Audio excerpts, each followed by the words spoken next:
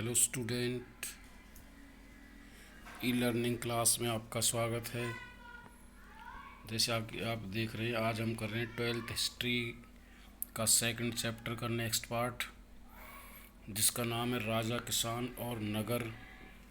इससे पहले हम मौर्य साम्राज्य के बारे में चर्चा कर चुके हैं, मौर्य शासकों के पतन के बारे में चर्चा कर चुके हैं। उसके बाद आज हम कर रहे हैं इसमें शुंग वंश के बारे में कि शुंग वंश की स्थापना किस प्रकार हुई है और उसके प्रमुख शासक कौन कौन से माने गए। तो इसमें शुंग वंश के बारे में हम चर्चा कर रहे हैं कि किस प्रकार शुंग वंश की स्थापना हुई है। तो मौर्य साम्राज्य में अशोक के जो उत्तराधिकारी थे वो निकम्बे निकले और अयोग्य निकले। वो इतने विशाल शासन को सही ढंग से चलाने में असफल रहे थे और मौर्य साम्राज्य का जो अंतिम शासक था, जिसका नाम बृहदस्थ था, वो अयोग्य शासक निकला और उसके ही सेनापति के द्वारा, जिसका नाम पुष्यमित्र था, 185 ईस्वी में बृहदस्थ की हत्या कर दी गई और उसकी हत्या के बाद ही मौर्य साम्राज्य का अंत हो गया और उसके स्थान पर पुष्यमित्र के द्वारा शुंग वंश की स्थापना की गई। और इस वंश का जो शासनकाल लगभग 112 वर्ष चला है, जो 185 से लेकर के 173 ईसा पूर्व तक इनका शासन रहा है। और इस शासनकाल के बीच में मगध साम्राज्य पर शुंग वंश के लगभग 10 शासकों ने शासन किया था और जिनमें पुष्यमित्र सबसे विख्यात शुंग वंश का शासक माना जाता है। पुष्यमित्र शुंग वंश का संस्थापक या इस वंश का सबसे प्रसिद्ध शासक था, जिसने लगभग 185 ईसा पूर्व से और 149 ईसा पूर्व तक शासन किया। यह समय लगभग 36 वर्षों का माना जाता है और शुंग वंश का पुष्यमित्र सबसे शक्तिशाली और महत्वाकांक्षी शासक माना गया है। उसने अपने साम्राज्य की स्थापना के साथ साथ उसकी विशालता के बारे में विशेष रूप से बल दिया है और इसके अलावा उसने बहुत सारे क्षेत्रों के साथ लड़ाइयाँ लड़ी हैं। उसके बाद अपने साम्राज्य का उसने विस्तार किया, जिसमें सबसे पहले आता है विदर्भ के साथ लड़ाई। विदर्भ, जिसे आज बरार के नाम से भी जाना जाता है, उस समय बरार या विदर्भ का जो शासक था, जिसका नाम यज्ञसेन था, और मौर्य साम्राज्य की स्थिति डामाडोल होने के कारण उसने अपने आप को स्वतंत्र घोषित कर दिया था। लेकिन पुष्यमित्र एक शक्तिशाली साम्राज्य की स्थापना करना चाहता था। उसने यज्ञसेन को अपना आधिपत्य स्वीकार करने का संदेश भेजा, लेकिन वह इसके लिए तैयार नहीं था, जिसके कारण पुष्यमित्र के द्वारा अब एक विशाल सेना लेकर के अपने बेटे अग्निमित्र के साथ विदर्भ पर आक्रमण करने के लिए भेजा। और उसके बाद विदर्भ क्षेत्र में इन दोनों के बीच यज्ञसेन और अग्निमित्र के साथ भयंकर लड़ाई हुई और इस लड़ाई में यज्ञसेन की पराजय हुई और उसे पुष्यमित्र का आधिपत्य स्वीकारना पड़ा। अगले हमारे साथ आते इसमें नेक्स्ट है यवनों के साथ युद्ध। कि पुष्यमित्र के शासनकाल में यवन भी शक्तिशाली, या जिन्हें यूनानी के नाम से जाना जाता है, उनके भी मगध साम्राज्य पर आक्रमण बहुत तेज हो गए थे। और उस समय के जो यूनानी शासक थे, जिनका नाम मीनांडर या मीनांदर के नाम से जाना जाता है, ने भारत पर आक्रमण करके बहुत सारे क्षेत्रों पर अपना अधिकार कर लिया था। और उसके बाद वह धीरे धीरे पाटलिपुत्र की ओर बढ़ रहा था, जो उस समय उस क्षेत्र की राजधानी मानी जाती थी। लेकिन पुष्यमित्र, जो उसके साहस को सहन करने को तैयार नहीं था, और इसमें पुष्यमित्र और मीनांडर के बीच एक लड़ाई हुई। उसके बाद मीनांडर, जो यूनानी शासक माना जाता था, वो पराजित हुआ और इस युद्ध के जीतने के बाद पुष्यमित्र की जो ख्याति थी वो दूर दूर तक फैल चुकी थी।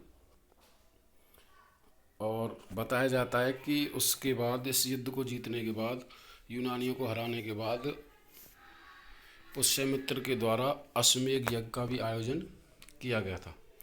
नेक्स्ट आती है हमारी कलिंग से युद्ध, कि पुष्यमित्र के द्वारा कलिंग विजय के बारे में।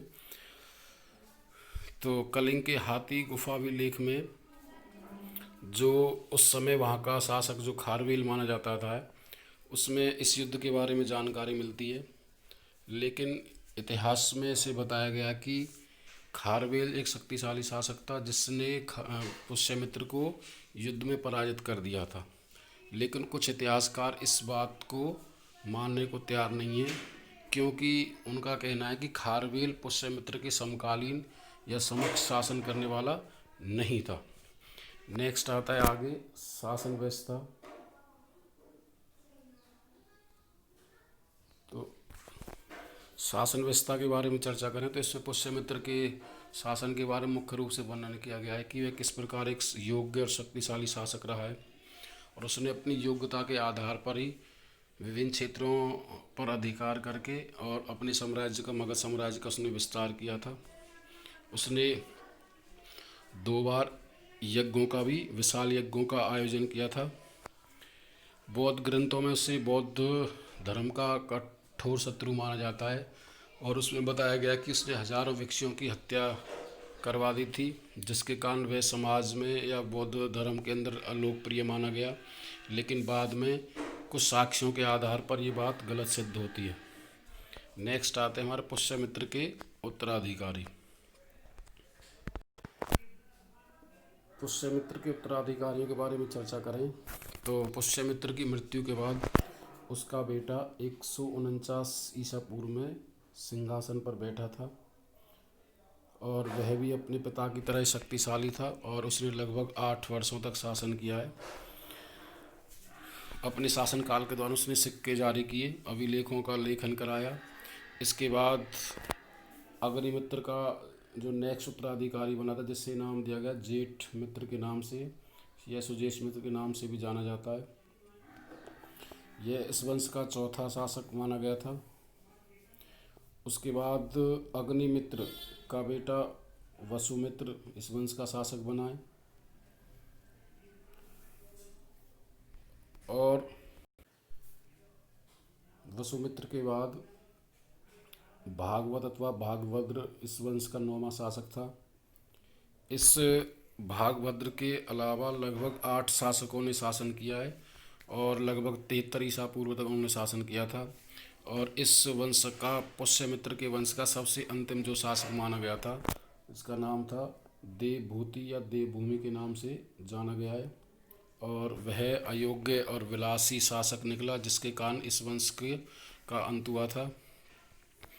और उसके ही मंत्री के द्वारा देवभूति की 73 ईसा पूर्व में हत्या कर दी गई, और इस प्रकार शुंग वंश का अंत हो गया। नेक्स्ट अगला आता है इसमें हमारा शुंग वंश के बाद इसमें शासक आता है, मगध साम्राज्य पर शासन करने वाला वंश था कर्ण वंश। कर्ण वंश के अनुसार लगभग 73 ईसा पूर्व में वासुदेव ने शुंग वंश के जो अंतिम शासक देवभूति की हत्या करके वहाँ पर कर्ण वंश की स्थापना की थी। और इस 45 वर्षों के शासनकाल के अंतर्गत लगभग कर्ण वंश के 4 शासकों ने शासन किया था, जिसमें वासुदेव, भूमिमित्र, नारायण और सुश्रमन नामक शासक माने जाते हैं। इसके बाद की हम चर्चा करें तो इस समय में हिंदू धर्म का काफ़ी विकास हुआ था, प्रचार हुआ था, और इन शासकों के शासनकाल में हिंदू धर्म ने बहुत ही विकास किया था। और 28 ईसा पूर्व में इस वंश का जो अंतिम शासक माना गया था सुश्रमन की सिमुक के द्वारा हत्या कर दी गई, और वहाँ पर कर्ण वंश के स्थान पर सातवाहन वंश की स्थापना हुई। नेक्स्ट इसमें दिया है हमारा, आ गया था इसमें सातवाहन वंश। कि कर्ण वंश के बाद मगध साम्राज्य पर शासन करने वाला वंश जिसे सातवाहन वंश के नाम से जाना जाता है। और सातवाहनों के शासन के बारे में, सातवाहन लोगों के बारे में इतिहासकारों में मतभेद है कि ये लोग कौन थे, लेकिन फिर भी ये लोग अपने आप को आंध्र वंश की एक जाति मानते थे और जाति के नाम से अपने आप को ब्राह्मण भी कहते थे। लेकिन पुराणों में इन्हें सातवाहन और आंध्र के नाम से भी जाना गया था। इसके अलावा सातवाहनों ने अपने आप को आंध्र भृत्य के नाम से भी संबोधन किया है। इसके अलावा कुछ मौर्य साम्राज्य के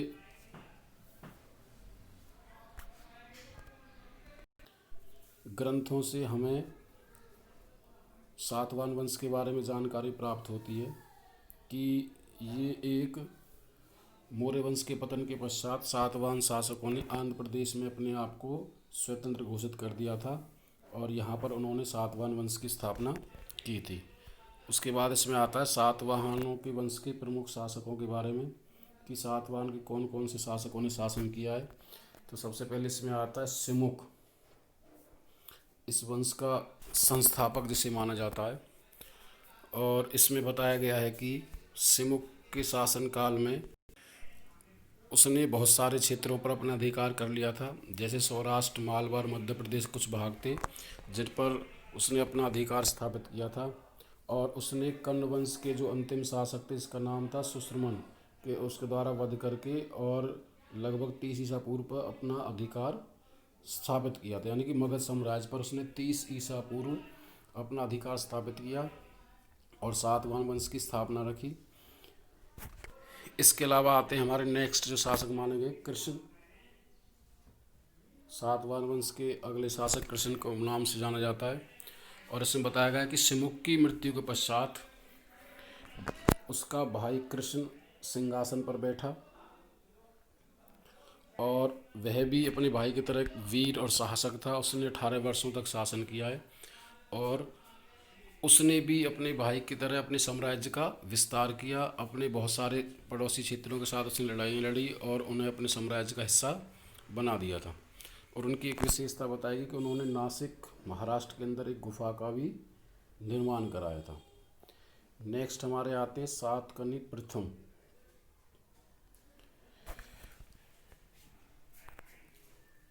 इसमें बताया गया कि सातकर्णी प्रथम सातवाहन वंश के संस्थापक सिमुक का पुत्र था और उसने भी लगभग 8 वर्षों तक शासन किया है। उसने मालवा, अनूप, विदर्भ और बरार जैसे क्षेत्रों को अपना अधिकार में ले लिया था। इसके अलावा उसने अश्वमेध यज्ञ का भी आयोजन किया और उसके बाद उसने लगभग उपाधियां सम्राट एवं दक्षिण पथ की उपाधि धारण की। उसके बाद आता है सातकर्णी द्वितीय। सातवाहन वंश का जो अन्य शासक था सातकर्णी द्वितीय, ये छठा शासक माना जाता है इस वंश का और 56 वर्षों तक इसने शासन किया था। उसके अलावा इसने बहुत सारे क्षेत्रों को विजित करके अपने साम्राज्य में शामिल किया और अपने साम्राज्य का विस्तार किया। अगले आते हैं हमारे हाल। सातवाहन वंश के शासकों में से हाल, और इसमें केवल ये बताया गया कि इन्होंने केवल 4 वर्षों तक शासन किया था, लेकिन इतिहास में इनके बारे में कोई इतिहासकारों को ज़्यादा जानकारी उपलब्ध नहीं हो पाई है। लेकिन इतना ज़रूर है कि वे एक महान कवि थे और अपने समय के अनुसार उन्होंने गाथा सपनी नामक एक प्रसिद्ध काव्य की रचना प्राकृतिक भाषा में करवाई थी। नेक्स्ट आते हैं हमारे छठे गौतमी पुत्र श्री सातकर्णी। इस वंश का सबसे शक्तिशाली शासक गौतमीपुत्र सातकर्णी को माना जाता है। उसके शासन के बारे में चर्चा करें तो उन्होंने लगभग 106 से लेकर के 130 ईस्वी तक मगध साम्राज्य पर शासन किया था और उसके अलावा उसने विभिन्न साम्राज्यों को, जिसमें गुजरात, महाराष्ट्र, मालवा, विदर्भ, कोंकण, पूना और नासिक क्षेत्रों पर विजय प्राप्त करके उन्हें अपने साम्राज्य में सम्मिलित किया था। और उसने अपने साम्राज्य के विस्तार के साथ साथ अपने साम्राज्य को चलाने के लिए विभिन्न सिद्धांतों की पालना की। वह एक अच्छा शासक, प्रबंधक और योद्धा माना गया और उसने साम्राज्य के विस्तार के लिए, प्रजा कल्याण के लिए बहुत सारे अच्छे कार्य किए थे। नेक्स्ट आते हैं हमारे इसमें वाशिष्ठी पुत्र श्री पुलमावी। तो पुलमावी भी इस वंश का एक अन्य शासक माना जाता है। उसका शासनकाल 130 ईस्वी से लेकर के 154 ईस्वी के बीच का है। वह अन्य योद्धाओं की तरह काफ़ी शक्तिशाली और वीर योद्धा माना गया था और जितना साम्राज्य से उसके पिता के द्वारा मिला था उसमें उसने वृद्धि की। बहुत सारे पड़ोसी क्षेत्रों पर आक्रमण करके उनको अपने साम्राज्य में मिलाया। इसके अलावा उनके शासनकाल में उन्होंने अपनी राजधानी प्रतिष्ठान अथवा पैठान को बनाया था। शकों के आक्रमण से अपने आप को, अपने साम्राज्य को सुरक्षित रखने के लिए पुलमावी ने शक शासक रुद्रदमन की बेटी के साथ शादी कर ली, जिसके कारण उनमें आपसी संबंध अच्छे हुए और अपने साम्राज्य को उन्होंने शक्तिशाली बनाया। नेक्स्ट आते हैं हमारे 7वें यज्ञश्री सातकर्णी। इस वंश का अंतिम शासक यज्ञश्री सातकर्णी को माना जाता है। उसने लगभग 165 से 195 तक शासन किया था और उसको शकों के द्वारा पराजित किया गया। इसके अलावा उसके पूर्वजों के द्वारा जीते हुए सभी क्षेत्र उनसे छीन लिए गए। उनके प्राप्त जारी किए गए सिक्कों से उसके बारे में जानकारी प्राप्त होती है कि उस समय राज्य खाड़ी बंगाल से लेकर के अरब सागर तक फैला हुआ था और अपने शासनकाल में आंतरिक और विदेशी व्यापार को उसके द्वारा प्रोत्साहन दिया गया था। उसके बाद बात करें हम सातवाहन शासन के अंत के बारे में या पतन के बारे में, किसके बारे इसका पतन हुआ है।